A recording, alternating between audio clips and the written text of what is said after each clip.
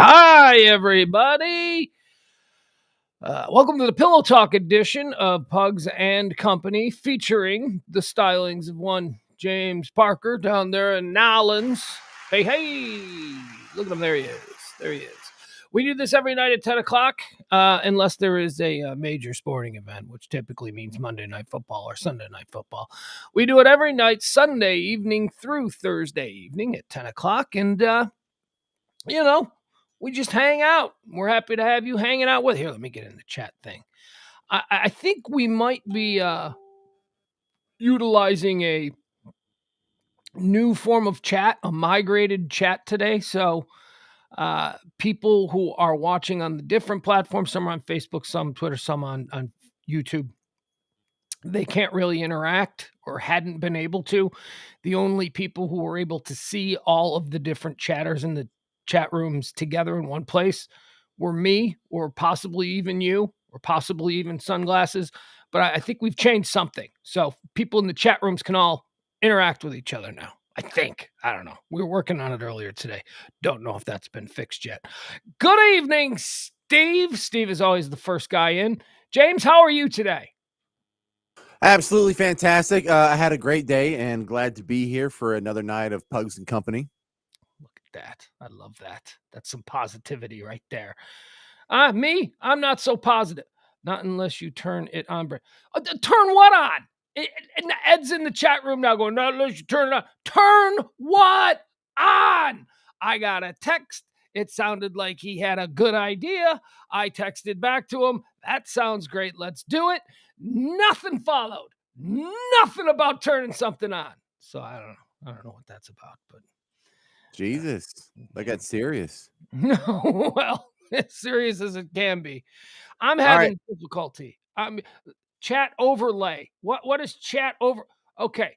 Oh, yeah. Hey, Switch it over here there we so go. everyone can see it.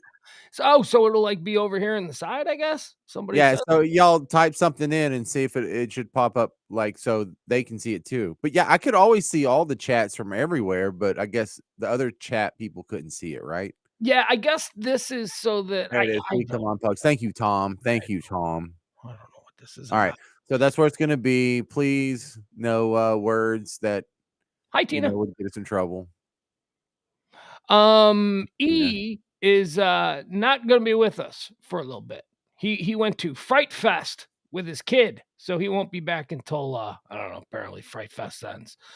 Don't mean to be a nanny parent, but I don't know. Seems a little late in the evening on a school night to be taking your kid all the way out to Six Flags for Fright Fest. But what do I know? I'm just maybe he's a good father. Did you think about that, Pugs? No, he's a real good dad.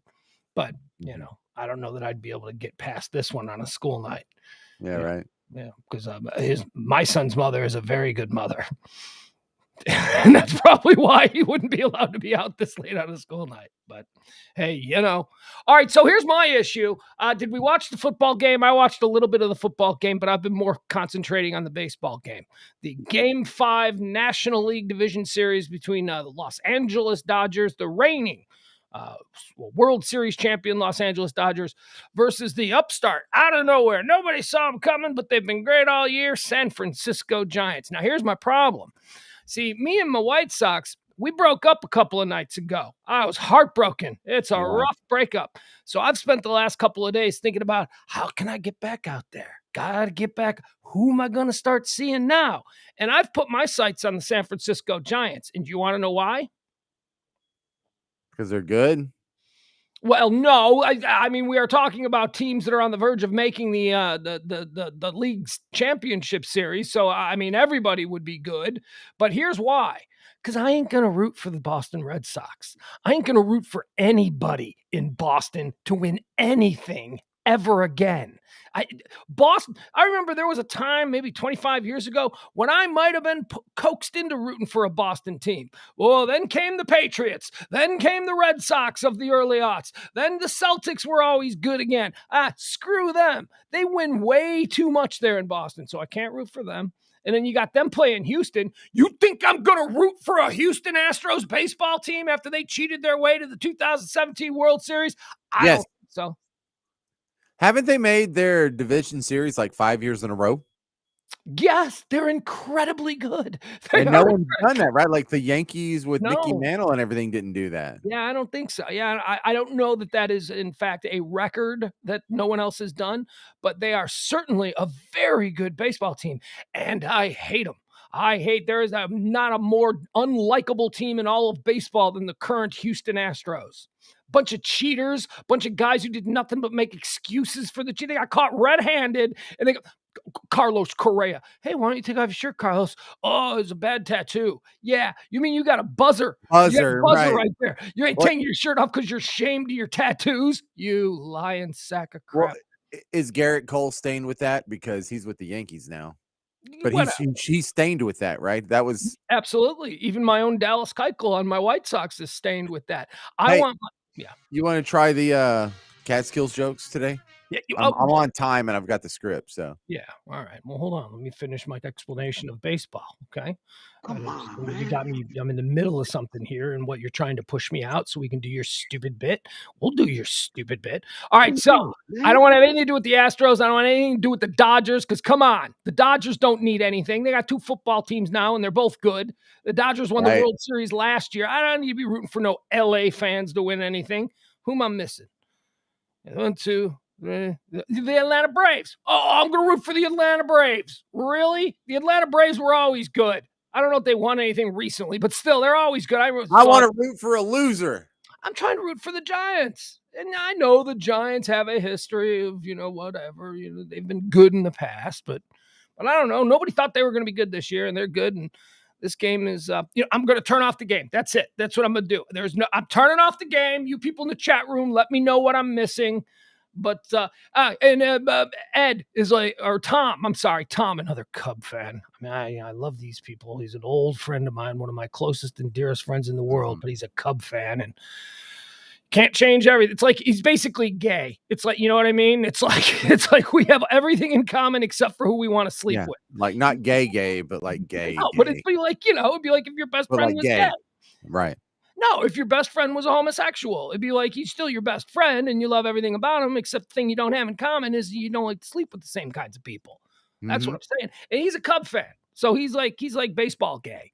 To my way of No, looking it at it. makes total sense. It tracks. You're good. He wants me to root for Chris Bryant. Well, let me tell you, I'm rooting for the San Francisco Giant in spite of Chris Bryant's presence, not because of his presence, in spite of it. Although I really don't mind Chris Bryant. He's actually one of the good ones, as we say about Chicago Cub players. Okay, yeah, He's yeah, one of the good ones. yeah. I think it's okay to make that joke because he's a white guy. That makes it okay. We're safe. It's obviously satire. It's We can obvious. keep doing this now. Yeah. All right, you know what? I want to hear your jokes. Here he is, James Parker, live from Louisiana, New Orleans, to be specific, with his. We'll do it like this, right? We'll give you the Give me some music. music. Okay. Is there like applause or something too? I'll give you applause. Live from the Tiki Room on the beautiful soundstage of Radio Misfits, it's James Parker. Oh my God! Thank you so much, Jesus. Thank you. All right, hey, 90-year-old actor William Shatner has now become the oldest person to travel into space. Not to mention the chubbiest. Was that the joke? Yes, Sorry. man, we gotta get you a laugh track or something. All right, hey, so I had to point out to them that it was the joke. hey, I've got some supply chain jokes, man. Ooh, supply chain. Yeah, so the supply chain disaster, it's threatening Christmas already, and the situation is being exacerbated at the North Pole because there's elves that are refusing to get vaccinated. So, yeah, stupid ass elves, man. All right, rapper Tyga was arrested in L.A. for felony domestic violence. It's always sad to see. How Tyga was he? Yeah. It's always sad to see talented young people run afoul of the law, but this is pretty sad too. Oh, because he's not talented. I get it. I can do my own laughs. Does that even help? Yeah, well, you can do what you want to do, but It doesn't. Okay. So, hey, over in Miami Shores, Florida, police are looking for a vandal who beheaded a statue of Jesus. If convicted, the culprit faces up to a year in jail and eternal damnation. So,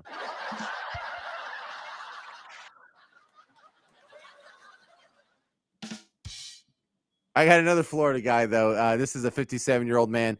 He was arrested in Vero Beach, Florida, for having sexual relations with a horse. To which Matthew Broderick said, "What? That's illegal?" All right, I need that one explained. I don't get that one. Because he's married to Sarah Jessica Parker, and she looks like a horse. Oh, now I get it. Okay. All right. Because All right. people say she's got an equine quality about her. Yeah, there was an extra layer there. All right, and finally, Alexandria, Tennessee, we have a 39-year-old motorist. He was being chased by cops. During the car chase, he cuts off his penis and throws it out the window. And needless to say, this guy was just nuts.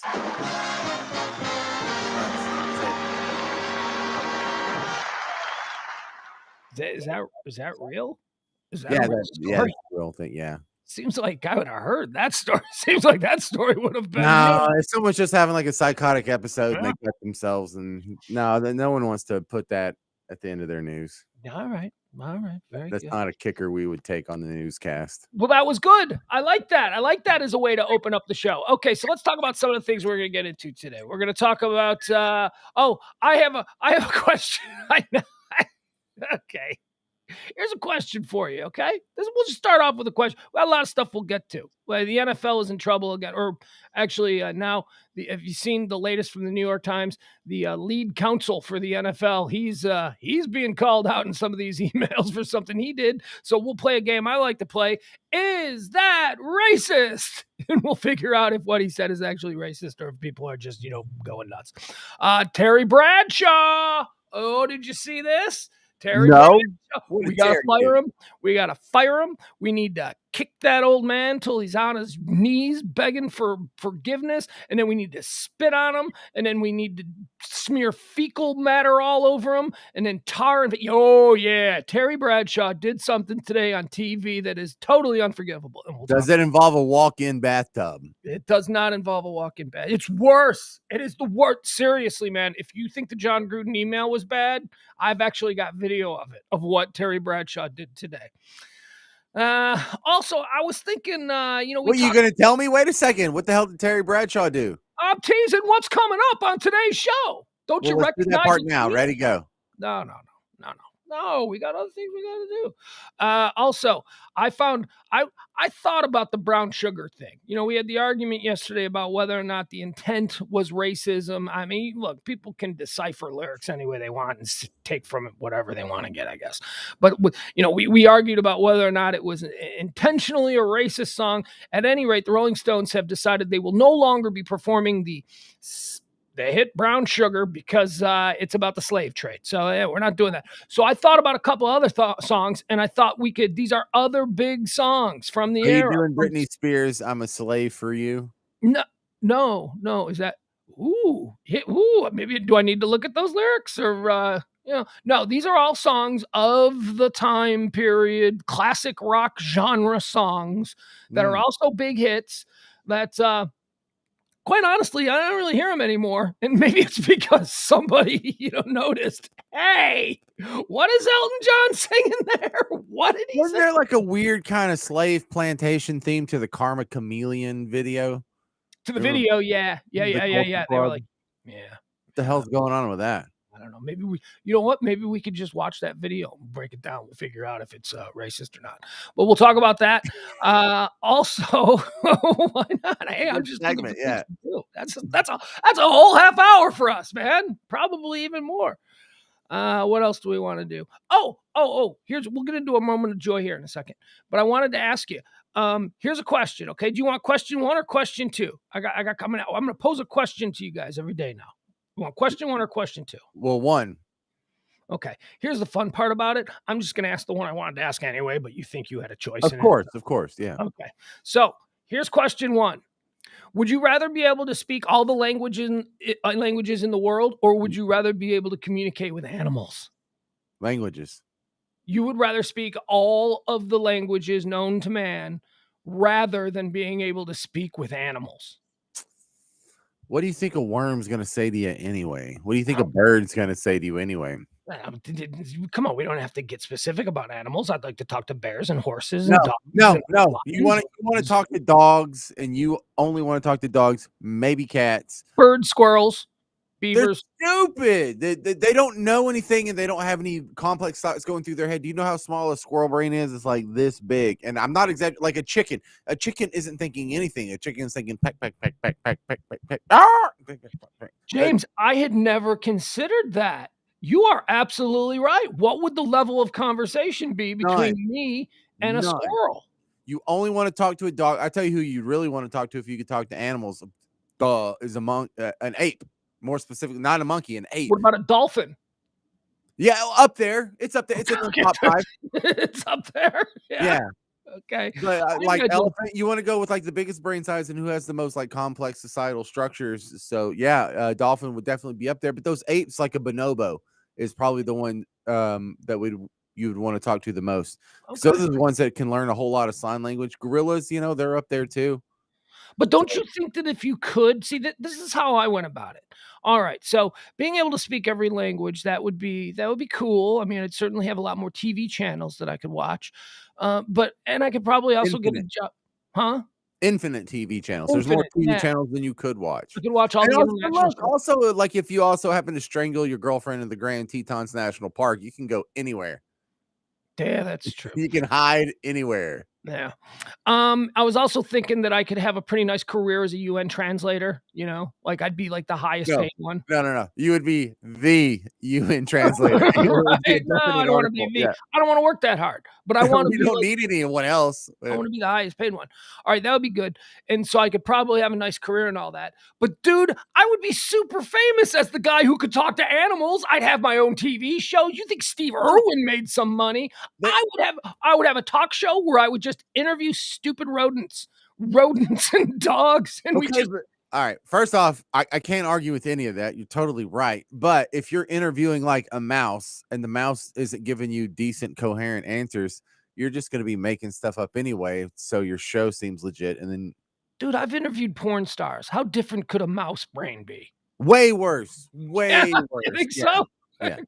They're at least not hot to look at. Actually, you know what? That was mean. That was a cheap joke. And I shouldn't have said it because if I'm being totally honest, community. So no, right. No, but if I'm being totally honest, some of the most interesting interviews I've ever done have been with porn stars. Porn stars every time. Hey, there he is. There, look who's here. It's sunglasses. Hey. All right, question of the day for you. We're not gonna give you time to settle in. I'm gonna ask him a question. I'm gonna ask him. All right.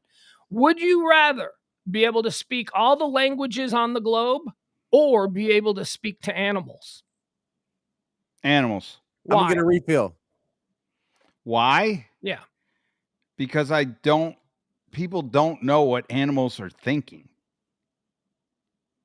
Whereas people do know what other humans are speaking because they speak, at least some people speak their language, but I don't know of anybody that like actually can communicate with animals. You and me agree. We would go with the ability to speak to animals. James, however, would want to speak all the languages on the globe. And he points out something about the animal community. You really wouldn't want to talk to them because animals have tiny brains and they would probably say nothing of any interest. They wouldn't understand the words that you used. Animals are, I think we're thinking of like anthropomorphic animated animals like you see in cartoons and stuff, like they'd be able to communicate with us. But really, like if you were to talk to a dog, maybe might have the skill level of a severely retarded, handicapped child. You know, maybe you'd have that. But like a squirrel or a bird, you know, they got tiny little brains. They would just say stuff like hungry, hungry, scared, scared. You know what I mean? They don't really have all that much going on. Well, I come at it from a different angle. It to me, like if I was able to communicate with horses, imagine all the money you could make. That's what I said. That's where I was going. You and I, we could have a talk show where we interview animals. We'd be you think Steve Irwin was famous? You think Marlon Perkins was famous? We would be like some of the most famous people on the planet because we would be able and think, I mean, you're as a horseman. I mean, just imagine what you could get if you could go and figure out what's going on inside a head of a racehorse that's not performing, right? Right. Or before the race, like if they said like, hey, I'm not really feeling up to it today. Oh, so you're going with the betting angle? Yeah, I'm going with the betting angle. You're thinking too small, my friend. You're thinking way too small. Oh, I think it would be like just amazing. Like you would be able to like conquer a whole sport.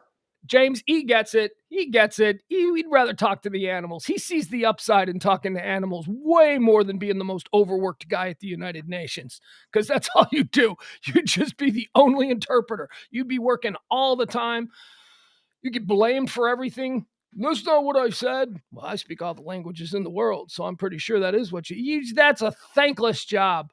Probably a well-paying job, but the ability to talk to animals. You know what he wanted to do with the animals? He wanted to be able to talk to racehorses before they ran to figure out if you should bet on them or not. Any animal that competes, like dogs, like dog racing. How you feeling today, dog? Trotter, like trotter.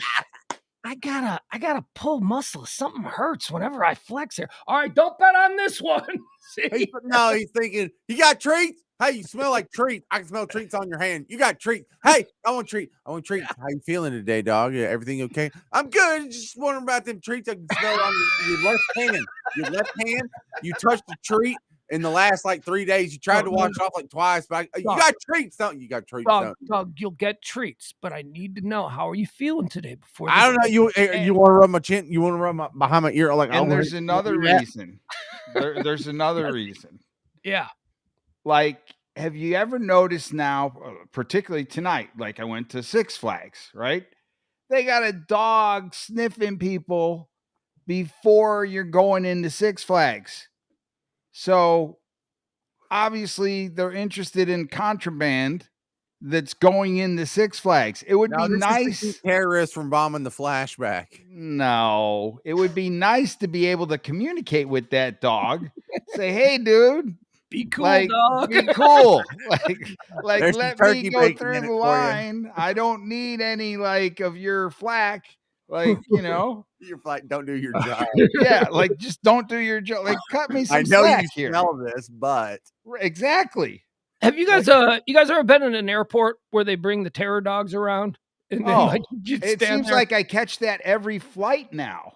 I just stand there. I get so scared. Even though I know I'm not doing anything wrong, I don't trust the dog to be 100% accurate. And I keep thinking, I'm going to miss this flight because this stupid dog is going to give us some signal when he's standing next to me. And I'm going to spend the next hour and a half, they're going to figure out what's wrong with the dog because they can't find anything on me. I always panic. Panic. And it's really smelling some like fart from 40 minutes ago, Yeah. Well, but the thing is like they let you walk by. And then the dog comes in like your odor, like must like linger behind you, and it kind of sniffs and it does this circle back and forth. And then the next person goes and it kind of like, and I'm like, man, like imagine if you had that nose, that would be like awful. It would what I mean? It's like, oh man, this guy needs a bath. Yeah, that ain't good. All right, let's see here. Maybe we could do our moment of joy. Huh? What do you say? I don't know what the. Oh yeah, God, your moments of joy have been moments of sorrow the last 3 days, dude. No, they haven't. I thought it was a nice one today. I thought the moment of joy that you should have played was that coach's speech. That was a moment of joy. What coach's speech? Oh. Yeah, the Los Angeles Chargers coach. Yeah, you're probably right on that. But I went with the Robin Williams thing that's been trending for 2 days because everybody's talking about it. And I felt, well, this would be a good place to shoehorn this into the show. All right, how about a little kid learning how to play baseball? Huh? How's that sound for a moment of joy? All right, here you go. Look at this little guy. You see him there? You see him? All right, he's playing T-ball, probably his first game. Is he a midget? He's a little kid. Young. Jesus Christ. I just said this is a little boy learning how to play baseball. I didn't think they made kids that small to play T-ball. You mean like 5? Yeah, 4 or 5. Is that 4 or 5? That looks like 2 or 3. How small do you think they are when they pass through the, Okay, birth that's canal? Wow. all right. Let's see how this goes. Let's see how this guy learning to play t-ball, learning the rules of baseball. You can do it. Let's see how he does. All right, here we go. There you go. Oh, there's a bug. Go to first base, no. kiddo. Oh, Go, well, kiddo. Go to first base. right Oh, now there's a pile up. They're all fighting. Hey, he wants the ball too. Look at that. No, you got to go to first base. Go. He's like, no. All right, we'll watch it again. This is adorable. Look at this. I like how the defenders are now fighting over it. And he wants in on the action. Dad just Supermans him out of there. There you go. How about that for a moment of joy? Yeah, That's that cute. was a lot better than you've been doing for sure. Yeah, it was cute. Well, no, I blame the coaches. That's just poor coaching, is what that is. That's poor coaching. Yeah. I liked how all of the defenders wanted to be the ones to get the ball, so they started fighting with one another. And then the kid went, "Hey, I'm the one that hit it. I should get it." And then he just piled on top of that. All right, where you want to start here, boys? You want to tell us about Fright Fest? You got any stories from there? I don't mean to just. Fright Fest was really good. We Yeah. enjoyed it. Let's see here. Hold on. Oh, by the way, the dog is over here. He was hanging out on my back. We porch. have a character from Fright Fest. Look at that. It the clown. Oh. And they had 6 haunted houses. Mm-hmm. And we attended all 6. My son, now throwing stuff at me. He was really afraid of piggies. Oh. Hey, dude, stop. Okay, Dom. He doesn't want me to talk about how scared he got at piggies. Well, if he's not scared, then he should get out of your room and go by himself in that big house somewhere. All right, no more. I love that. No more throwing stuff. Yeah, so we won that at a game, the water gun game, and so he was happy to do that. No, it was fun. It was well attended. He's scared though, isn't he? That's why he's hanging out in there with you. He ain't gonna go the way down. He isn't gonna go to sleep. Yeah, he's not leaving the room. He'll be going to bed here in a minute. Oh, look, you're catching yourself in the screen there. There you go. What up, Dom? Yeah. Now he's embarrassed. All right, he's gone. Yeah. So he like the first haunted house, he was like, "Dad, like it's really loud in here. It's hurting my ears." As he was like grabbing my back. And like, it's not really that scary. And then after this, we got to the second haunted house. He was like, just holding on to me. And then by the time we did all 6 of them, I said, "Dude, you told me it wasn't that scared. You weren't that scared in the first one." He goes, "Couldn't you tell I was lying? You know, I was lying." I like that. So anyway, yeah. So we had a good time. Good father and son bonding. You know, it's kind of cool to go in as the dad and know that the kid's behind you and like you get to take them through the scary things and they're with you. I don't know. It kind of feels good. But yeah, so Fright Fest was fun. My 12-year-old son is afraid of absolutely nothing while simultaneously being afraid of absolutely everything. Right.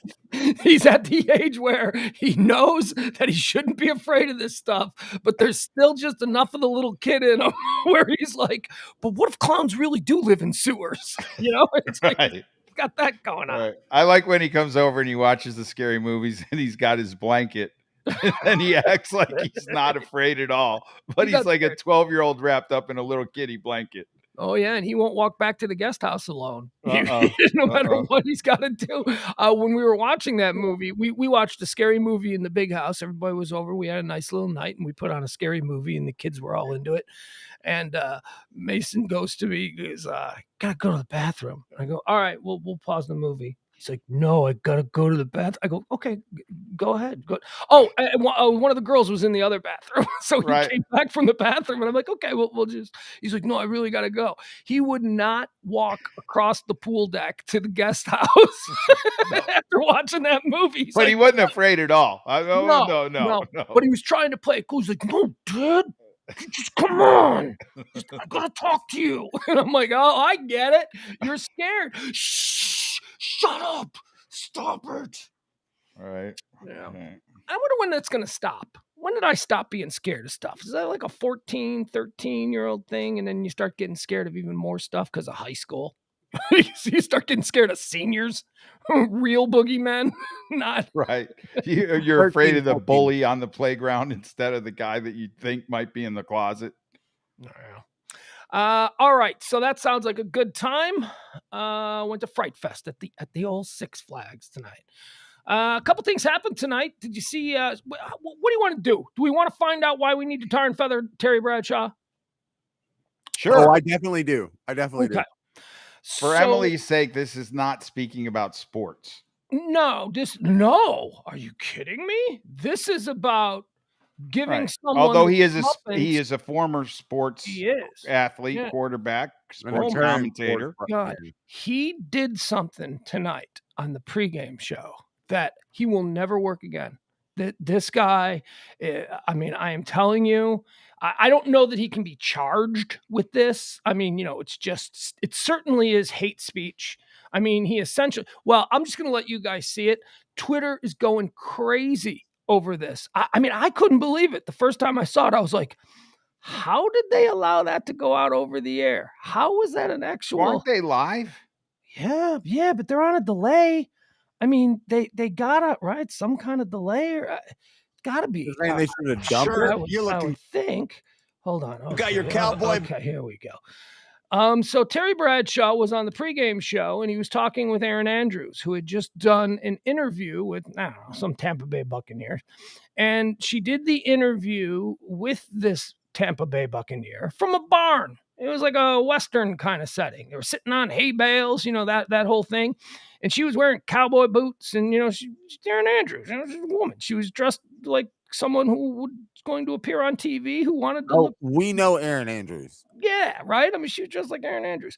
All right. And then she finishes her report, and Terry Bradshaw, holy cow, man.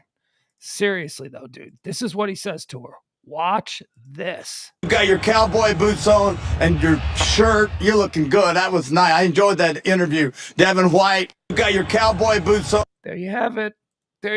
That's why they're demanding he to be fired. Terry Bradshaw. Can you believe he said that on TV? Do you need to see it again? What did he say? Good? He said you're looking good. Well, let's watch it again. I mean, I'm telling you. Maybe I missed it. Oh, you missed it. Good one, Boomer. Good one, sunglasses. Oh. You got your cowboy boots on and your shirt. You're looking good. That was nice. I enjoyed that interview. Devin White, you got your cowboy boots on and your shirt. You're looking good. That was nice. I enjoyed that interview. Devin White, you got your cowboy boots on and your shirt. You're looking good. That was nice. I enjoyed that interview. Shirt? I didn't see her shirt. So offensive. Trending number 1 for the last 4 hours. You said he's not going to work again. Why is that? Oh, yeah. You can't say that to Erin Andrews. Did you hear what he said? Words, Emil. Just words. Oh, my God. Words are violence now. Words are rape. He word raped her. Y'all, I got into another one of those where I'm slugging it out. So you're just egging me on here. Mm-hmm. Of course. He said she looked nice. He said she's got boots on. And then he was holding stuff in his hands. And so he went like this. You got the shirt. And people are saying, oh, way to accentuate the boobs, Terry. Is that all she is to you? It's just boobs? Because he went like this. You got the shirt. She was wearing a Western-themed shirt. She was in a barn. He was complimenting her. I thought she had a sport coat on. Oh, my God. That I saw in the interview. Didn't she have like a coat? So I missed what she looked like in the interview, I guess. Right. The interview was obviously done like earlier today. And that was her the wraparound on the end. They aired the interview and then she was in the box.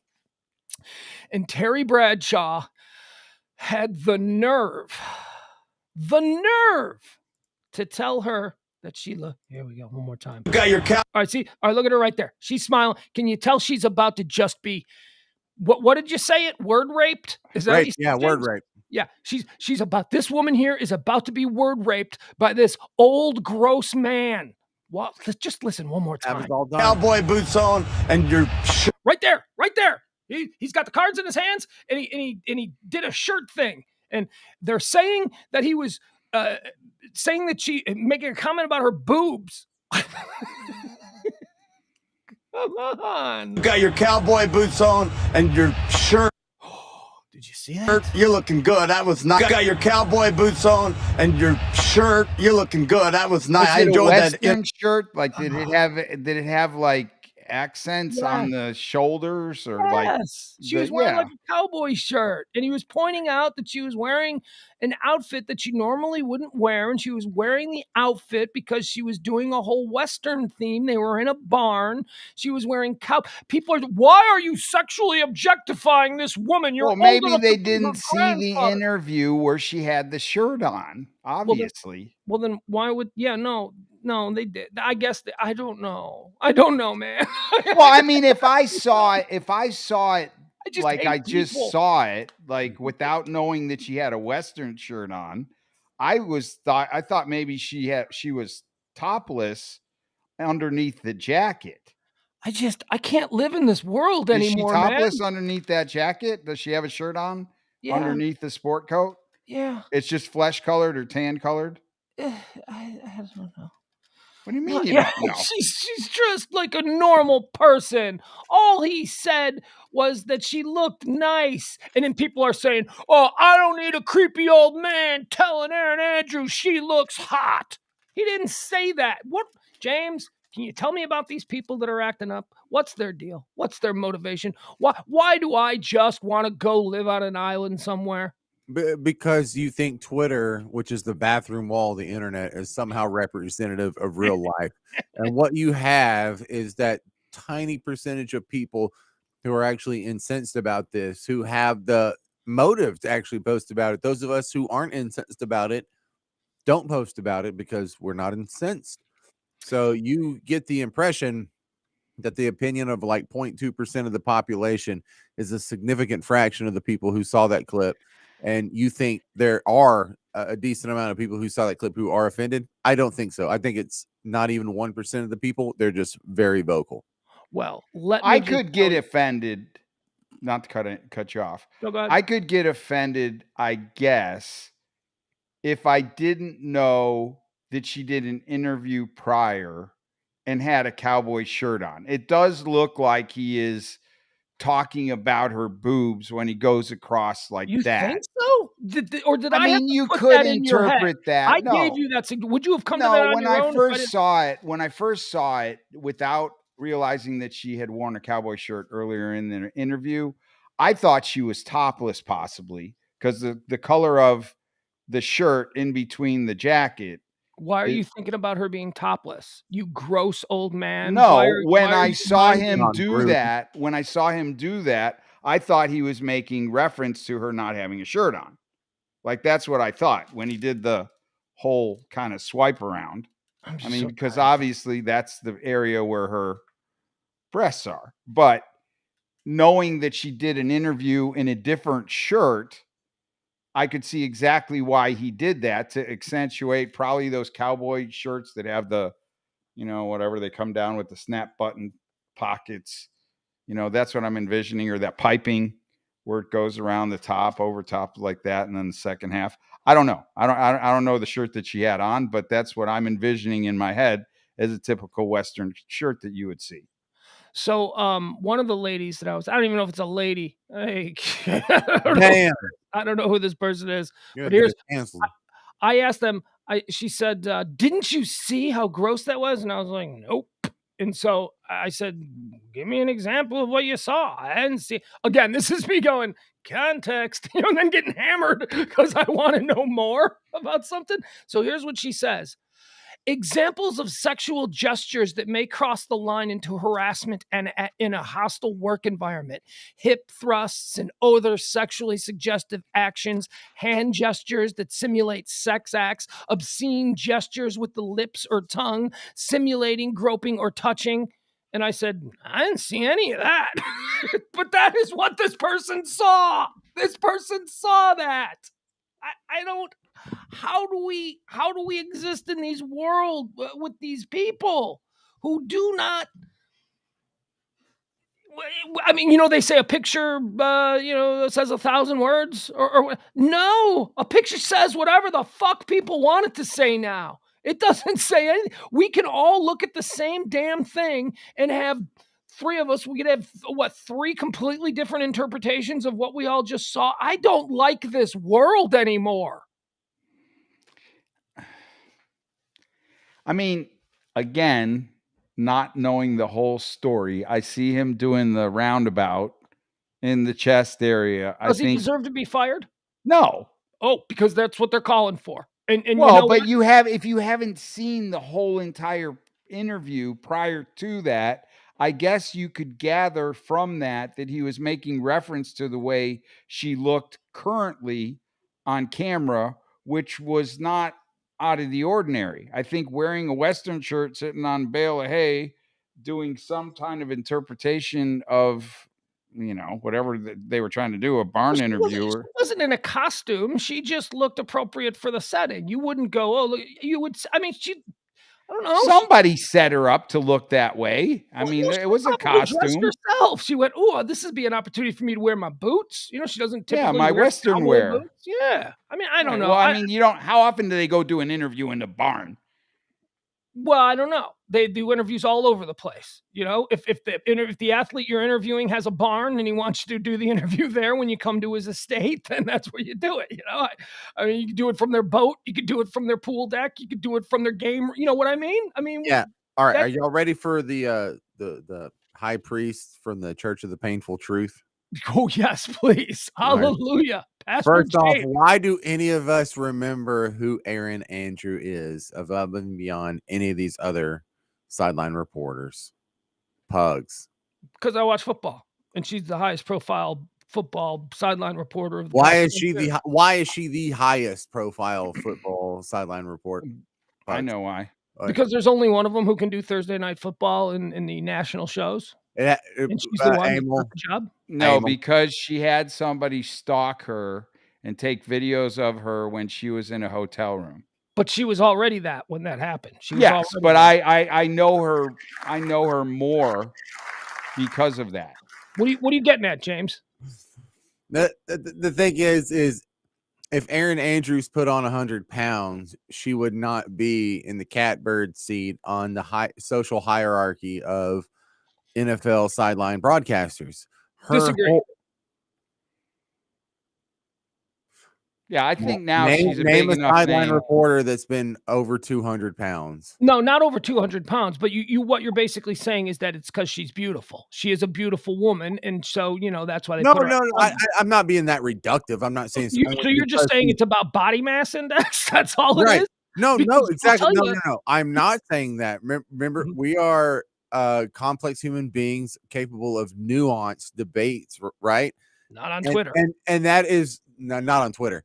But that is one aspect of why she has that job. That's not the only reason she has that job, is because she's totally hot and a complete 10 and beautiful. Well, let me tell you, she is good at her job, but you notice there's no chubbos who got that job, good as they may be at it. Well, and I think that goes both people ways. Don't get put on TV. Well, John Madden was a big fat guy, but he was sort of legacied in there. They don't put big fat guys on national TV. No, I'm talking about females. Females, go get who's the overweight female that's been part who's of the overweight male? Who's the overweight male? No, but he hasn't been doing it for 15 years. I mean, come on, we're talking about the modern era. Tony Saragusa. Okay, but he's a player. Okay, your body image is different for men than it is for women. Okay, yeah, but if you're just talking about whether or not you're attractive or not, Erin Andrews wasn't the first. Leslie Visser did it for years and years, and she wasn't what anyone would describe as like a smoke show. She was just a normal-looking soccer mom who was out there. Who was that? We talked Leslie Visser, the original sideline reporter. Yeah. We were just talking last night about the NBA. Lisa Salters. Lisa Salters is a 56-year-old woman. She's not a fashion model. She's attractive in her promo photos, but if you ran into her on the street, you wouldn't go, "Whoa, all right, baby." Well, you wouldn't do that anyway. Well, there's another one. Do y'all know Jennifer Hale? She shows up in a lot of these NFL and NBA sideline reports, talking to the coach when they're going to the sideline. Jennifer Hale. She's based out of New Orleans. She went to Stanford, but Stanford is less important to her abilities on the sideline compared to working out 5 times a week. Oh, so she's but look, people who are on television for a living tend to be fit. they tend to look good. They tend to want to look good because agreed. their physical appearance is judged in a way that it just isn't for other people. So, I mean, I don't know that that's necessarily a female. And I think that is part of the interview process, whether people want to admit that or not. Telegenic. You got to be telegenic. You got to look good on camera. Yeah. I mean, I just, I think it goes, it's both ways. I mean, think about radio sales. You don't really see many radio sales chicks that aren't. It used to be, when I was younger in high school, and they'd come in the door, I knew they were selling some form of media because they were hot looking chick coming in to sell my dad some newspaper ad or some radio spot or some TV spot. I mean, there are no unattractive media sales girls, just as there are no unattractive pharmaceutical sales girls. They don't send unattractive. Anybody ever known a girl who was in pharmaceutical sales? My next door neighbor she used to be a Saint Sation, and she's an exceptional pharmaceutical sales rep. And what'd she look like? A 10. Okay, yeah. See, that's right. They do not send anything less than an 8 to go hang out with a doctor. They don't. Doctors get 10s, just as media buyers get 10s. And I love this discussion because when you go back and you look at the clip, there's you see Terry Bradshaw. What does he have on his head there? He has on one of those caps. What's that cap called? It's kind of flattened down like he's in Peaky Blinders or whatever. Well, that would be called a peaky. Chauffeur's cap. He's wearing a peaky. Yeah, that's called. Is that what it's called, a peaky? Yeah, that's why the show is called Peaky Blinders, because they keep the razor blades in the hat, and they keep the blades in their peakies, and when they fight you, they take off their hats, their peaky hats, and they blind you and they slash you. Okay, but Terry Bradshaw has that hat on for one specific reason, and Pugs knows it all. The same reason Pugs wearing a hat, because he's bald. Yeah, right? Glare. Yeah, and appearances matter. And he's also, look, when Terry Bradshaw goes to Tom Thumb to go get a gallon of milk and a box of Cinnamon Life or whatever, he's not wearing this lavender pastel dress shirt with the matching suit and the little hanky that matches. This is all about appearance. A big part of their job is all about appearance. So when Terry Bradshaw tells Erin Andrews that she's looking good and it remains that vague, that is such a legitimate and expected and really respectful comment that it is absolutely absurd, and you would have to twist like Stretch Armstrong to come up with some sort of negative connotation to what that man just said. Okay. Do you have that Joe Namath clip I sent you? No. Did you send it to me recently? No, yeah, it was, probably about a week ago. Is that the one I want to kiss you? Yeah, I want to kiss you. Yeah, I can find that's easy to find. I'll grab it. Yeah, now look, there's a difference. That's the other side of the line, right? That's the other side of the line. Do you know that when you type in Joe Namath, the very first thing that comes up is "I want to kiss you"? Right, but you want a Super Bowl. There's an NFL quarterback, and that's the other. Like, if that were done today, I could understand why you would be upset. And I think that's the total difference between what Terry said and what Joe's meaning. It's the new light. Sorry about that. The damn commercial. I want to kiss you right now. Yeah, it should be. It should be mentioned. Let's put it in context. Joe Namath was being retired by the Jets. This was on Monday Night Football, and Joe has admitted freely that he was had a bit of a drinking problem. He is supposed to be.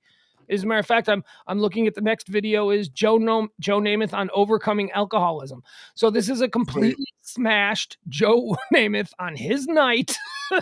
Put it on the screen. Put it on the glass. All right, we'll watch it.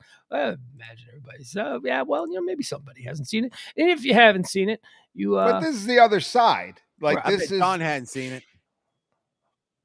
Here he is. Oh, that's it. There he goes. This is all right, here we are. Joe, 2003. Wow, almost 20 years ago. Here we go. How old am I? On Joe Namath night at Jets Stadium. I guess that would be the Meadowlands. Here he is with Susie Colbert, drunk off his ass. Because everybody's been telling him how great he is for the last 2003. God damn. Oh.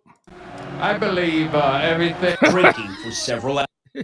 I believe he just starts out with, he's hours.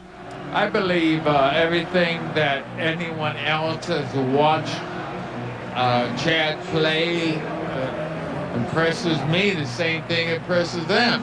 What does it mean to you now when the team is struggling? I want to kiss you. I couldn't care less about the team struggling. I couldn't care less about the team struggling. I couldn't care. I want to kiss you. I want to kiss you. I want to kiss you.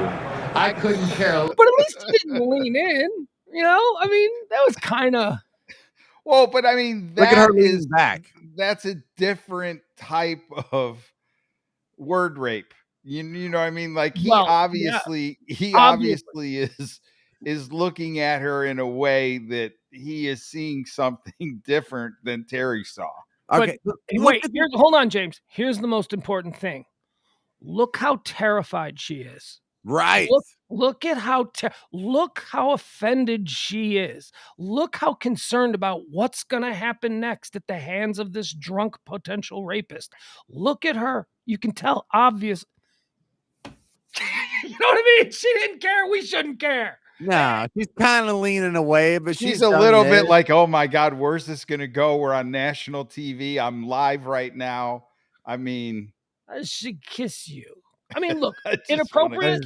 Yes. Totally. Hold on, wait. What is it? Oh, wait, there's something else. This looks weird too. Beyond awkward kisses that happen during interviews. This looks like this looks like someone trying to kiss Aaron Andrews, but it wasn't. Let's see what this is. You hear cough. Yeah. Not the ad. Let's see what this is. Damn ads. Top 9, Dodgers up 2-1 for those that are watching or not watching. Who are they playing? Come on, dude. The Giants. What do you mean? Come on, dude. You think you don't know? No, I don't know. Really? I just talked about it with you for 5 minutes to open the show. It's the Dodgers and the Giants. I'm rooting for the Giants. Come on, James. It's baseball. It doesn't count. Uncomfortable kisses are as much a part of celebrity culture as outlandish outfits and dramatic divorces. But when these kisses happen during interviews, the awkward factor gets turned up big time. Here are some of the most awkward kisses that happened during interviews. Stop. Watching sexual tension between two older... What are we doing? We're not watching this. Well, I'm looking for the sideline. There it is. There's the Aaron Andrews one. Okay. So here, we'll pull this one up. All right. Marlon Brando kiss. What? Sometimes what looks like an awkward kiss is just a serious case of miscommunication. After the 2013 Daytona 500, Fox Sports reporter Aaron Andrews was perusing the pits looking for driver Danica Patrick, when out of seemingly nowhere, she spotted rapper 50 Cent. After Andrews changed course to greet him, 50 leaned in for a kiss. Though the moment looked I guess you can't cancel a criminal, right? I mean, what are you going to do to 50 Cent? What is he going to do? I would say an upstanding citizen who's been proven. Well, he's a spectator at that point. He's got quite the lengthy record. He's got quite the lengthy record. But I mean, he's a spectator. He's not working for anybody there. Yeah, he's you're just in the pit. I mean, there was another one there. Bear Bryant wouldn't talk to a female sideline reporter, which I kind of wanted to watch, but now we'll move on. We'll move on from that. All right. So I guess my question is, and this is the grander question. Terry Bradshaw comes from an era where men, we know that men did other things. We all saw Mad Men. We get it. And we know that there was a problem with the way men took advances and, grabbed butts and pinched cheeks. And okay, we're not saying he's doing that. But, I mean, I was raised, the men who raised me, and granted I was raised without a father, but I had, uncles and grandpa and all that. I mean, I was raised to pay women compliments. And, look, you're not supposed to say, hey, nice tits. Your tits look awesome in that tight sweater, baby. Look, you're not supposed to do that. But how do you compliment women now? Like, we both have boys. James, you have a son. How do we teach them to properly compliment women without being, one, I think the most important thing is they have to be attractive, because that really goes a long way towards warding off any sort of unwanted advance. Attractive men get away with a lot more than 80-year-old Terry Bradshaw.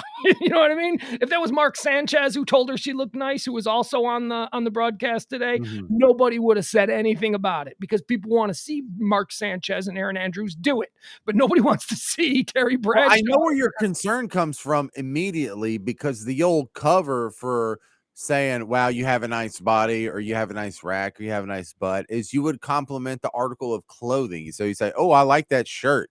What you really mean is I like how your chest looks in that shirt. Or you say, oh, I really like that skirt or I really like those pants. What you're really saying is I like how your butt looks in those pants. You don't care about the stitching. You don't know anything about the whatever seam that Jordache chose for that particular pair of pants. You don't know, you don't care. Well, you're really complimenting her body, and complimenting her clothes was sort of putting the little buffer, that little insulation between actually complimenting her and just complimenting like the fashionable aspect about her. How do you like? I don't think you can.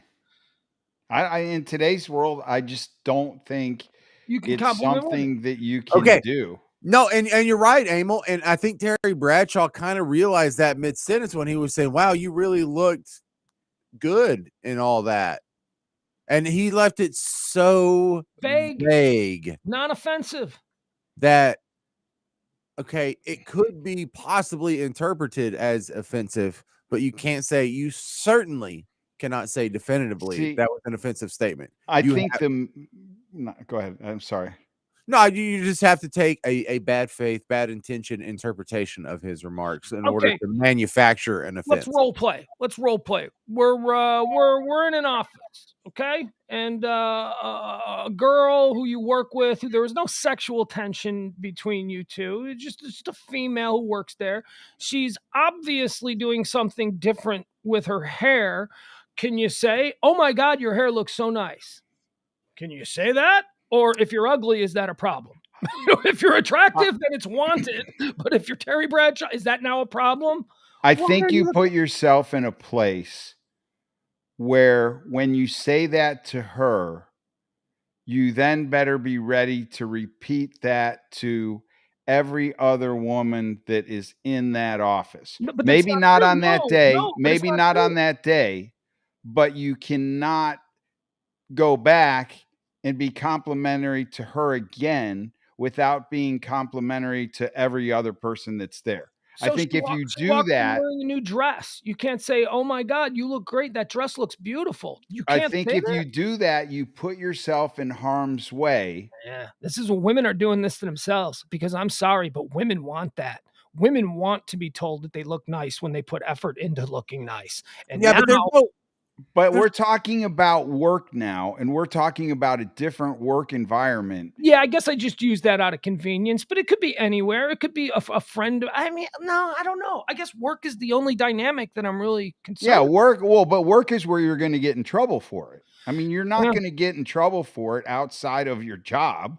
I mean, people may think that you're making a pass at a woman because you say she's good looking or she's beautiful or you like this or you like that. Yeah, and I'm not necessarily talking about getting in trouble. I'm talking about being viewed as a creep, being viewed as somebody who... Well, I think you can be viewed as a creep without having to even say that they're good looking. You can be in their space. You can be a space invader. I'll give you an example. A couple of months ago, you and your wife were going out on a date. Your wife came down the stairs, and I said to her, "Oh my God, you look terrific." I guess that's wrong. I guess that's wrong. I was raised to compliment women when they have obviously put an effort into looking good for a night out or something like that. No, I meant nothing by it. You know what I meant by it? I meant to make her feel good about herself. And if that makes me a creeper or a weirdo or a bad guy, I mean, is that really the world we live in now? I wasn't trying to bang your wife. You know that. Oh, I know that. And she knows that. And she didn't take it that way. But what I'm saying, because she's cool in this way. She's right. But we're talking about, well, at least this conversation started out with you talking about work. And I think at work now, that is off the table. You cannot be complimentary to an individual without being complimentary to the rest of them at some point in time, or it's going to be earned and deserved? I mean, what if the other people don't deserve a compliment? Well, I hear what you're saying, but we're talking about everybody gets a participation sticker. And unfortunately, I mean, I get it. I don't necessarily agree with it, but if my administrator, when I owned the company and I had 140 some employees in today's world, if I would be complimentary to, let's just say, the marketing staff, because we were in the medical business and I hired very nice today. And I heard good looking, I would just basically say to the room, wow, y'all look really nice today, versus individually going, hey, so-and-so, I really like that dress, and leaving the other 8 of them to sit there and me complimenting one. I could see how she would take me aside later and go, look, we've had this, meeting with the insurance company. I won't compliment you anymore. Don't take. Well, but I mean, Yeah. we've had this meeting about how you cannot be sexually, whatever. And Attractive straight men and gay men, they're the only ones that are allowed to compliment women anymore. Obviously, attractive straight men, they're fine, because that's women are good with that. But a weird fuddly guy, gay men make gay men gay men say the most.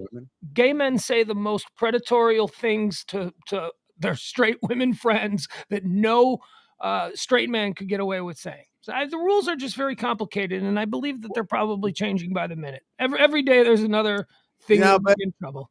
But look, I think you're casting too wide of a net, both of you, because it really depends on the girl. We can say that to girls that we've known for years and that we're friends with. And if we were working with Sybil or Kelly or any number of Janae, any number of these girls, we could say, oh my goodness, that dress looks nice on you. And we don't have to worry about getting pulled into an HR meeting with a third person there with a clipboard. It really just depends on the women. And I think it's more than half of women would be reasonable and not call HR. So what we're really talking about is this minority of half the population. So it's really about the reason we don't do it isn't because it's a societal norm to not compliment a woman anymore. It's because there's about 10% of the population that will go for your balls if you did. So the grander question that I started out with here with the three of us, we all have young men that we're raising. How do we teach our young men to be confident with women? Yeah, so I teach them, look, there's going to be girls that that are in your inner circle and they're cool and you can say whatever to them and they can say whatever to you. You have to assume all other women outside of that bubble are bitches that will snitch on you and destroy you and burn your life to the ground if you say the wrong thing.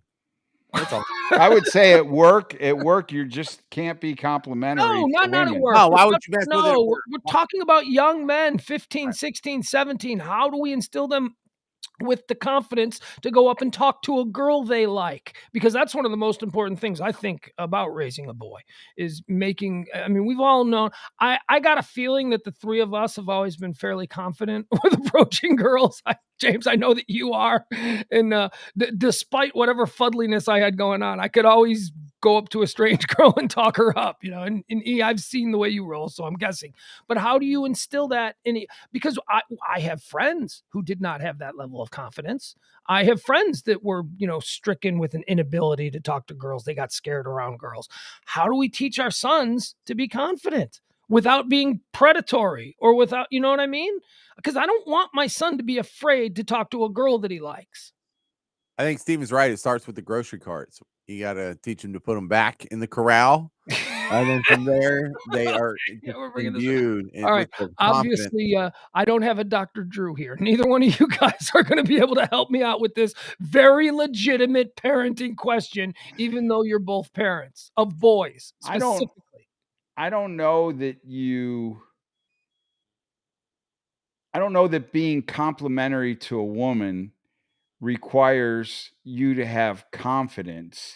No, we've moved off. I think it comes from but I'm saying when you say to talk to girls, I think if you see something and you think that's pretty or you think that's attractive, like you like an article of clothing or you like an outfit, and you verbalize your like for it. I think that itself requires you to be confident enough to say what you're feeling.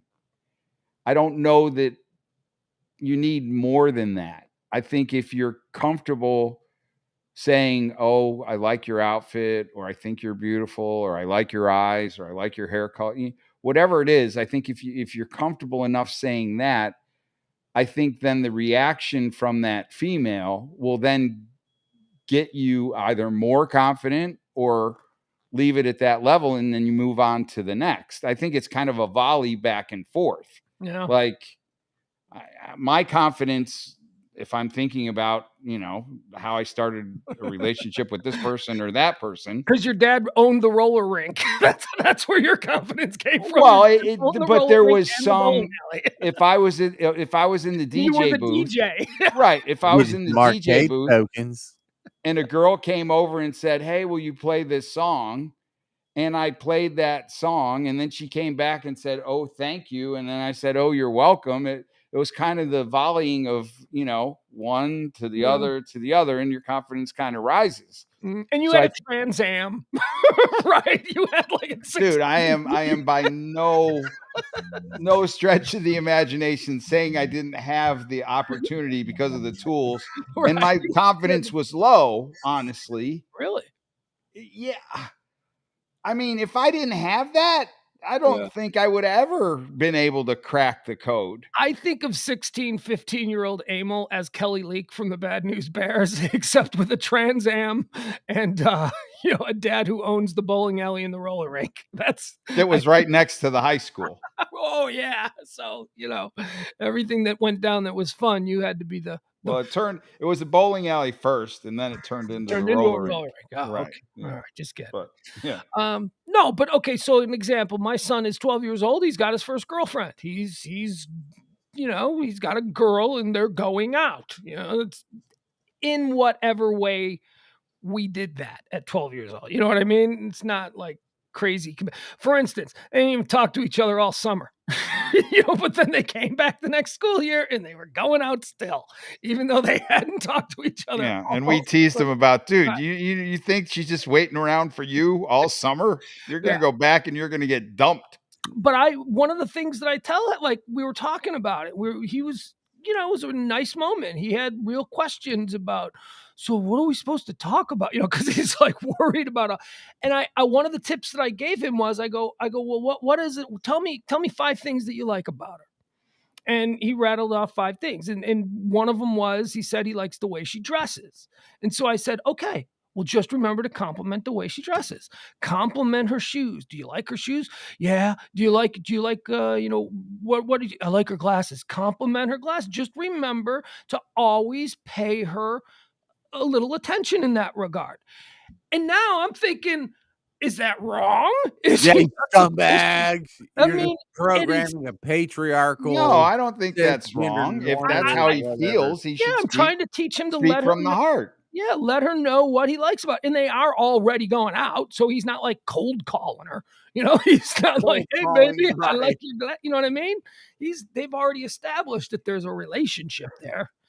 Oh, God, is that gross to say? All right, well, whatever. We're not going to. Meanwhile, we're scared for my kid because he wants to have a minivan and he wants to prop it up with all mannequins in it and drive to school. And we're like, dude, you're going to be the weird kid. Hey, James, so the boys are riding around in the car and they're talking about the cars they want, the first car. And my kid goes, I want a 72 400 Charger. And I'm like, really? And Emil's kid goes, I want a windowless white van. That my kid, please, God, let that be my kid. He says he wants a windowless white van so he can dress mannequins up and set them in there and pull into the school parking lot. I'm just like, well, who am I raising? Yeah, no, it's fun. You're raising a creative, but my kid seems to be more the stereotype, and your kid is. He could care less. He thinks that's cool. No, it is cool. It is. Look, we're telling that story because it's more interesting than what my. I know, but I'm just scared that if he goes through with it, like. No change. Oh, and what's the other thing that he likes, James? The kind of woman that he's attracted to. I remember this drove you a little nuts. Oh, well, it did, only because I don't think he understands, like, I don't know. Let's just leave that alone. Okay, all right. All right, because it really made Dad upset when it didn't make me upset. I was it made just you a like, little upset. he didn't I don't think he understands what he's saying. He Let's just described the put it that way. physical attributes of his dream woman, Right. and Dad didn't like it. I did not necessarily like it. I was just like, I don't know. I'll just leave it there. We'll just leave it there. Yeah, no, of course. We don't need to go any further. All right. So what else we got here? What else are we talking about here today, folks? Oh, dude, did you see what happened in South Lake with the South Lake school system? No. Oh, you guys didn't hear about this? The Highland Park of the North? Yeah, right. The 1% suburb. So Holocaust has been trending all day long on all the platforms. That can't be fun. Holocaust, right? And it's because NBC News received a tape of a school administrator instructing teachers in South Lake. I'm just going to play it for you. Okay, you got to hear this. It is bizarre. No. Again, this is the world that we're living in. What are we supposed to do here? All right, let me see here. Let me see if I can find it. Oh, yeah, I also want to talk about. Oh, we got so much stuff that we need to talk about today. All right, here, we'll just pull it up. Just bear with me. I wasn't prepared with this one. I mean, I wanted to be, but I'm not. Oh, there it is. Okay. So here, this is from NBC News.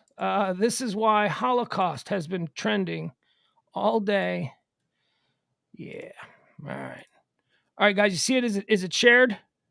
It's shared. All right, here we go. This is a South Lake school. Here, just watch and read. A Carroll staff member secretly recorded Petty's comments and shared the audio. We are in the middle of a political mess. And you are in the middle of a political mess. And so we just have to do the best that we can. And so we're going to go and you're going to do what you do best, and that's to teach kids. I think we're all just really terrified. I think you are terrified. And I wish I could take that away. I do. I can't do that. You are professionals.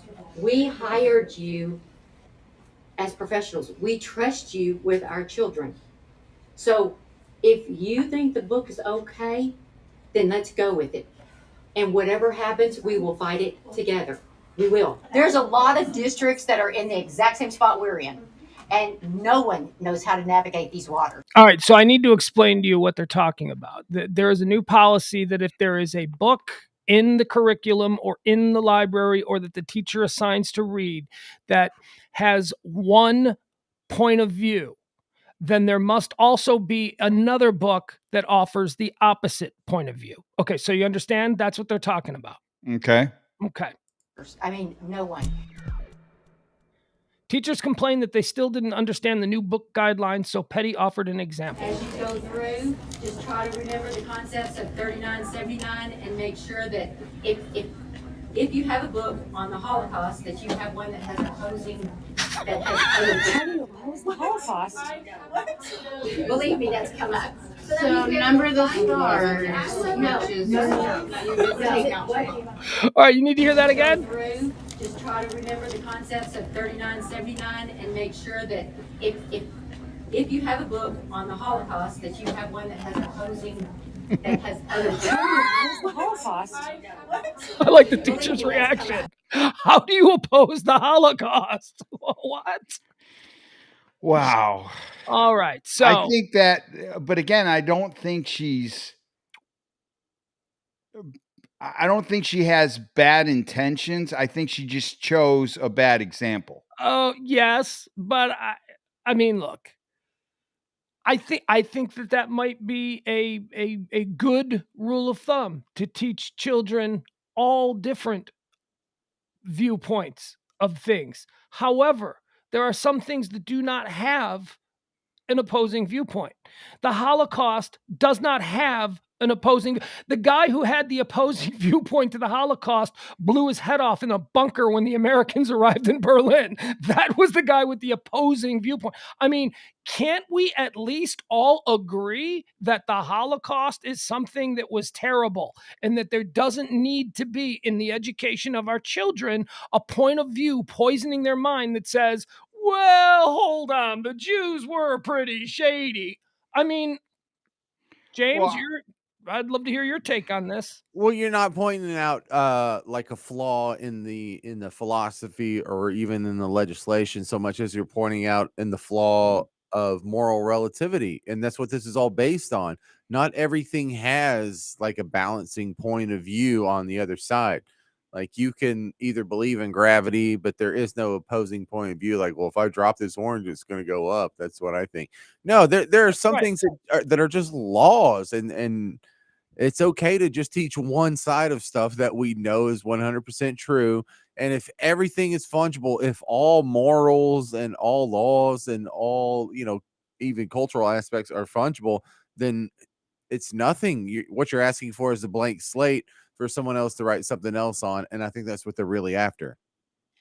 Well, and I guess I would go further and say a law that says it's 50-50 is flawed, because if 80 moronic, right, if 80% of the population sees it one way and 20% of the population sees it another way, and you pass a law that says, okay, you need to represent it as 50-50, you are essentially passing a law that helps the minority unfairly. I mean, if there are 8 books written this way and 2 books written that way, and you give one of those 2 books 50% airtime, it's disproportionate.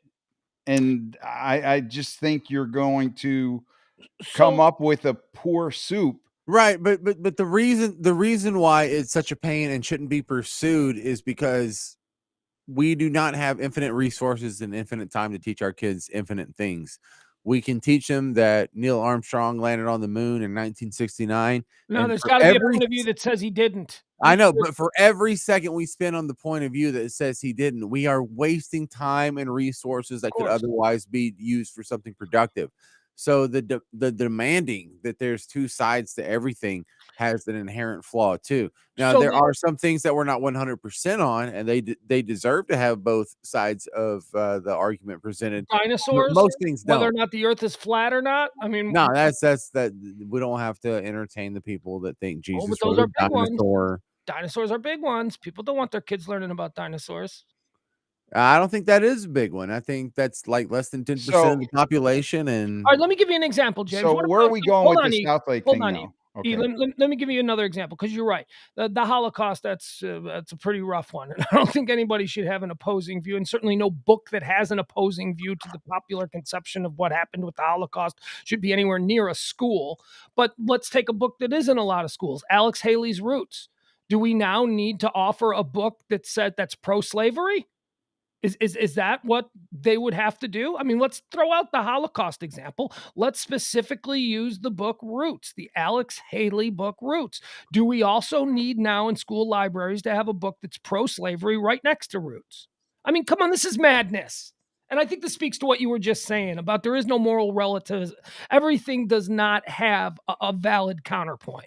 Yeah, and some things are right and some things are wrong, and there is no gray area. Right. Yeah, well, yeah, and I think this again goes back to teaching kids race theory but they're not. Okay, yeah, no. Well, but I mean, I think that's what's into stupid politics. That's why we have this new House bill or this law now, because people are concerned that we're jamming race theory down the kid's throat. People have been ginned up by something. And so now they want to make sure if we are doing that we're at least presenting the other side because we don't like necessarily the side now that's being presented, which is different than the side we got when we were kids. Yeah. I don't know. I think James said he hit it right on the head, that everything does not need to have the moral relativism is not the way to educate our children. And it's certainly not, everything doesn't have a valid counterpoint. Many things do. And you have that discussion, but there are certain, maybe it was, you know what, I would like to think that maybe that was just a terrible example that school administrator came up when put under pressure and was freeballing ideas, maybe. But you would think at some point after the whole room erupted with who I'm guessing is pretty well-read teachers who were like, what?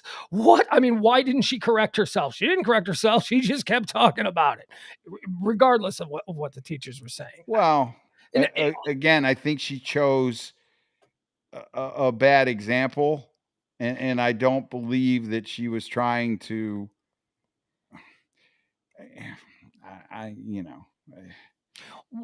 Why do we? I mean, I think she chose that example because she didn't want to choose critical race theory. Yeah, but that's not okay. The other thing that really I'm not like going she near picked that something, word. That word combination. But I'm saying I think she picked something as controversial as she could get. Mm-hmm. Okay, without there being another side to that. And that may have been what in her mind she said, okay, well, I'm not going to do the CRT, but I'm going to choose something that's controversial. Yeah. But she never thought about what is the other side to that. Oh, these critical race theory people are fucking morons. They are. They don't even know what it is. They've just been spoon-fed shit by Sean Hannity. This is a college level course. Okay, here's the big problem that I have with this. Is anybody else struck that this is South Lake? This is South Lake Carroll. This isn't like some country bum F, where the pastor at the local church dictates the curriculum for the school. This is we called it the 1% suburb. These are celebrities that live in South Lake. These are doctors. These are business magnates. These are billionaires that live. And this is what's going on in their schools. They think that these are the people who, if they're educated poorly, have a real opportunity to fuck the world up, because these are the kids that are going to have all the opportunities. But don't you think that, and I don't know, I'm just spitballing here, but I would bet to say that South Lake is Republican. Oh, very much so. So are you shocked then? You just mentioned Sean Hannity. So are you shocked? Yes, I am shocked that people that acquire that level of wealth and power and still remain affiliated with one party or whatever. The party doesn't matter. These are educated people. These are people who have built businesses and make a lot of money, and the thinkers, you would imagine, influential people with power and influence. I don't want to think that they're that stupid that they believe their children would benefit from an opposing viewpoint to the Holocaust in their school curriculum. That's madness. That is just absolute madness. I think that was a bad choice by the principal, but I think it was meant to not say it, but get a point across that, hey, we're getting flack from parents here that we're teaching CRT. I won't say it. Well, and because of that, somebody passed that bill in Texas. There's someone in the chat room who's a teacher, who's a very good teacher, an award-winning teacher, who's been a teacher for a whole bunch of years. I'd like to know his opinion on this. Tom, if you want to chime in the chat room, my friend Tom, I've known him for 50 years of my life. He's a school teacher. He's an educator. He's an important one. James, why are you looking like you're fucking enjoying the smell of your fart? What's going on with that look on your face? Jump in. Well, because I'm just imagining the scenarios that we've been taught in school that now require an opposing viewpoint. Like, is there an opposing viewpoint to the Alamos? Like, where the Texans won? Is there like an alternate outcome to the Battle of Gettysburg, or is there like an alternate outcome? Hey, remember the Revolutionary War? Well, here's the argument today that the British won. There would be if those were politically divisive issues of the day. If those right, and so that's what we're really talking about here is how much can people inject their own politics into the classroom. and to where There it's should be no politics in the classroom. We should all agree that the Holocaust was no, but wrong, that slavery I is know, wrong. I know, but is like teaching like a 6-year-old to like that gender is fluid? Does that count as politics? Because a lot of Yes, people I would don't say, think you need to do. I don't think we need to. You're right. I'm not for that, but is that happening? I don't know. I've got a 12-year-old. I don't believe he's had those classes. Where are these classes happening? Tom Beller, who's a school teacher, CRT is not being taught at any other level than college. Yes, I know, but I know, but y'all look that y'all are trying to sidestep the actual debate. Y'all know that these people are using the term critical race theory as sort of like this catch-all net for anything that teaches white people are evil in America. Can we go one step further? These people are being used by other people who are trying to get them all ginned up so that they can serve their own agendas and purposes. And by that, I'm talking about the powerful guy. Well, I mean, I think the powerful are manipulating the rubes into being their street soldiers. The removing of Confederate statues, the changing names of schools that were named after Confederate soldiers. I think all of that is, as James said, in this big fishnet of we're rewriting the history books as if, Black people were not given proper due. Some people don't see it that way. And some people think they were. And when you try to change that, why it sounds like you're making excuses for people who wanted slavery to remain. I'm not making excuses. I'm just saying there's a population. Why isn't that the point of view? Fuck those people. We're not going back to slavery. Well, because I think, again, I'm not saying we should by any stretch of the imagination. I'm just saying that there are people that are out there that don't like the removal of the Confederate statues. They don't like the removal of the names of Indians or Redskins. Like that whole everything that's changing for them is too much. Why do you care about that? Well, if you're not a Washington Redskin fan, why do you really care? Because people like being ginned up. They like being outraged. They like being heard. That's all it is. People just want to be heard. They feel like people that are not even in the community are raising those issues. And they are, and those people are irritating too. This is not just a one side. The people, there's a more delicate way to make these changes than I think the way that they've been done. And oh God. Ooh. Right, but I mean, it's like I don't like it. Keller High School, they were the Keller Indians. And my wife went to Keller. Yeah. There's been somebody that's been on Keller to change the school mascot from the Indian because the Indian's offensive. Because that'd be funny if he was from India.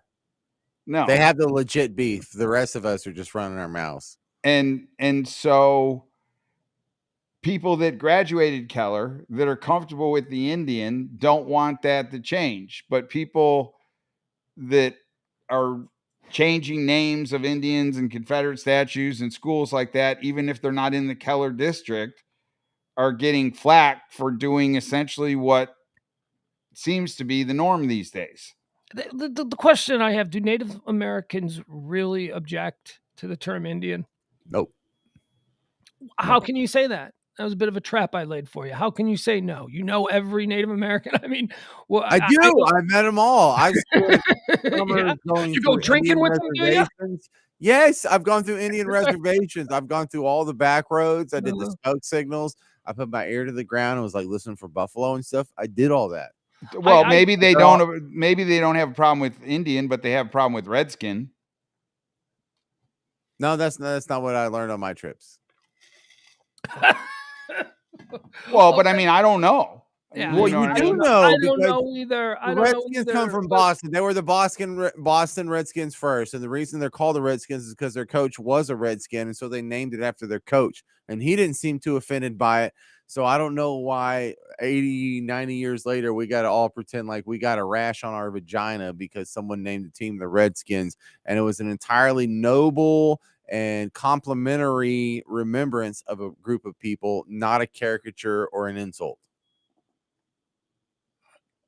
Are the Take your Chiefs word for it. offensive? I don't know. I don't want to do the No. research. I mean, I don't know that Chiefs is offensive, but when I think of Kansas City Chief, I think of an Indian. Right? As well you should. But I don't know that that's an offensive term to. It's not. I haven't heard anybody ask for the Chiefs to change their name. And Yeah, their name you of their gotta go to a stadium is lower rank. Arrowhead. It Is feels like a Arrowhead lieutenant Stadium. Indian. The Cleveland Indians, I get why the Cleveland Indians changed their name. I don't. I think that's trash. I think because their logo was ridiculous. Their Okay, logo was a caricature. What about Notre Dame? Aren't you a Notre Dame fan? Is that logo ridiculous? Absolutely not. No. With the fighting Irishman with his dukes up, like he just had 4 beers and now he's got to fight. No, that's you. You're projecting that. That is not what we as Irishmen. No, of course not. No, but that's not you projecting on Chief Wahoo. That's not you. No, it's me hold on, projecting when it's the Irish guy, but it's not you projecting when it's Chief Wahoo. I don't have an opinion either way. All I'm saying is that the imagery that they created for the Cleveland Indian is cartoonish and silly, and it is a bit. It has all of the stereotypes that go. But not for the Notre Dame Fighting Irish guy, right? No. What about Rowdy?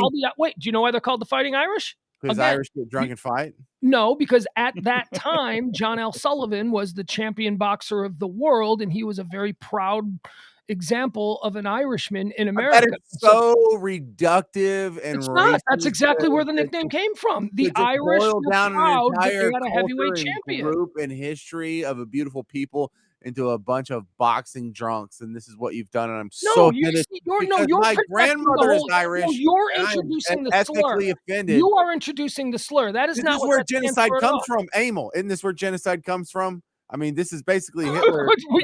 Professor Emil, the genocide expert. Yeah, Emil would know. It's going to drag me in. No, but look. What? Okay. What about the Houston Texans? I was born and raised in Texas. I am a Texan, and do I get offended by the caricature of that dumb floppy-headed mascot for the Houston Texans that's running around the stadium? He kind of looks like Rowdy from wherever the Dallas Cowboys are playing. You know, the Rowdy mascot. Right. But like, I'm descended from Cowboys. Am I supposed to be offended by the Dallas Cowboys? No, of course not. These are all absurd. When were you oppressed? Accusations. When were you, as a white Texan, ever mocked and derided over the course of centuries? When did that happen to you? Have you seen Rowdy? Is that a flattering depiction of my ancestors, or is that a cartoonish Native Americans? Is that a cartoonish punching up and punching down, as Dave Chappelle says on a special? Oh, okay. So then I'm just not allowed to punch then, because who am I allowed to punch up to? Who's above me, Pugs? Nobody, because you're a privileged white man. Apparently, we're not allowed to punch anybody. See, in order for me to punch down, you have to put me in a racial hierarchy above them. So who is the one putting people in racial hierarchies here? Because it's not me. It seems to be the guy in this panel kind of that way. No. I'm simply engaging in an intellectual debate, although I am a bit disturbed by your projection of Irish as being nothing but drunks. That was never in the conversation until you introduced it.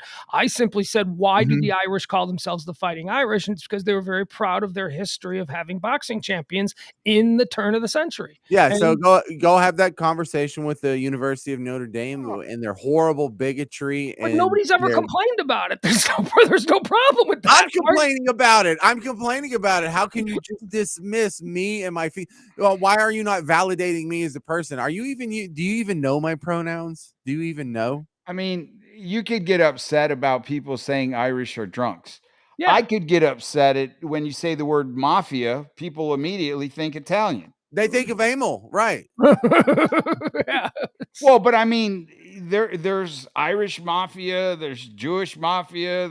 Every race has its own version. Is there? Oh shit, we're out of time. We didn't get to the new Who's NFL on the thing. rule? Why are we on a clock? Like, who tells us we got to quit? Because I have to stay up for another 2 hours. That's why. I can't fall asleep for 2 hours after this. I have to just and I don't want to be up until 3. We will table this discussion. And besides, now I've just got a whole bunch of stuff that we can save. I didn't get to tell you about the NFL. This will be a big story tomorrow, so we'll cover it on the noon show. But the legal counsel, the head lead counsel for the NFL, is now caught up in the Bruce Allen You know what? I'm just going to tell you what he said. Okay. So Bruce Allen, the president of the Washington Redskins, it's been revealed, had a very chummy relationship with the lead counsel for the NFL. The lead counsel for the NFL was a diehard Redskin fan, which, they're now saying could have been problematic because they were in a lot of trouble. And he's the lead counsel is the guy who determines the fines and suspensions. And so at any rate, the level of chumminess between the president of the Washington Redskins and the lead counsel for the NFL was problematic to begin with. But in the email purge that they got where we caught John Gruden with a stray, it has now been made public by the New York Times that the lead counsel for the NFL okay, so Bruce Allen, the president of the Washington Redskins, contacted the lead counsel via email and asked him, hey, as a fan of the Washington Redskins, what do you think of this idea? We need to get more Mexicans to be fans of the show. The Mexican community here in the DC, Virginia area, we want to really connect with them. So we're thinking of doing this piece of music, this song that will appeal to them. And so he sent him the song, and the lead counsel for the NFL said, yeah, that could work, but it's going to be far less effective once we build the wall. Suggesting, of course, that all Mexican Americans are illegals. And this is the lead counsel for the NFL. So he'll be resigning tomorrow morning. Goodell will have his ass out the door. Well, I think the first thing that's wrong is the guy goes as a fan of the Washington Redskins. Yeah, it's inappropriate for the lead counsel of the NFL who is in charge of the penalties and the fines and the suspensions and is a part of determining that, is chummy with the president of a team that was under investigation. Well, no, but I'm saying the guy that's the Washington Redskins CEO, Bruce Allen. Right, including that, hey, as a fan of the Washington Redskins, in his email is just dumb. Yeah. Well, I'm sure we'll be hearing about it tomorrow. I'm sure that there will be a high-profile resignation. Oh, and President Clinton's in the hospital. He's like 80 years old. He doesn't seem to be all that healthy. All right. Thank you, James. Everybody wave goodbye to James. It's always good to have him here. And that's down there. That's Sunglasses. And we'll be back tomorrow at noon for High Noon here on Pugs and Company. Bye, everybody.